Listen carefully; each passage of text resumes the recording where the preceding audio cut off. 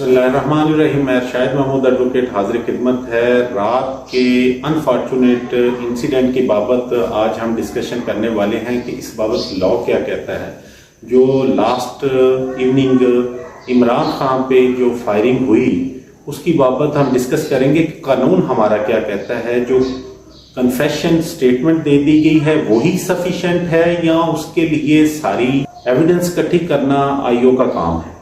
तो सबसे पहले ये समझ लें कि किसी भी मुल्ज़म की पुलिस के सामने जो स्टेटमेंट है उसकी एविडेंशियल वैल्यू सिर्फ एज ए ओपिनियन की है, वो कोर्ट पे बाइंडिंग नहीं होती।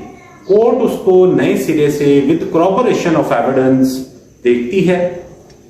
जो मुल्जिम जिसने वो फायर मारा उसके पास कौन सा फायर था, कौन सी एम्प्टी, उधर कितनी तादाद में एम्प्टी अवेलेबल हुई, और जो इमरान खान की लेग में फायर लगा वो कौन सी बुलेट का था।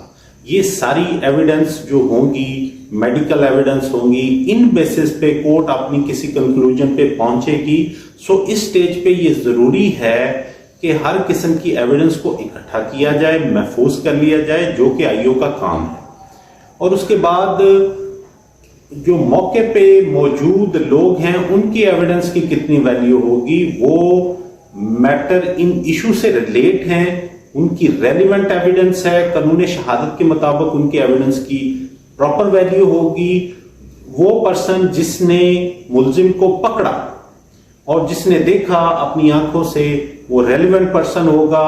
उसने अपनी जान पे खेल के बहुत सारी जानों का नुकसान बचाया। बड़ा ही अनफॉर्चुनेट वाकया है।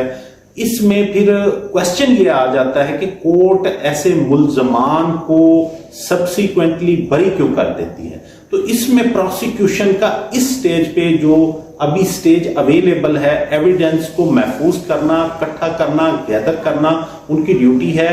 कोर्ट के सामने sufficient documents, sufficient evidence, sufficient relevant facts लेके जाया जाएंगे तो कोर्ट उसमें डिसीजन में पहुंचेगा और कोर्ट उसमें जो एक्चुअल एक्यूज्ड मुल्जिम होगा उसको सजा देगा। इसमें पीछे कौन से मुहर्रिकात हैं, इनकी तहकीक करना भी इन्वेस्टिगेशन एजेंसी का काम है।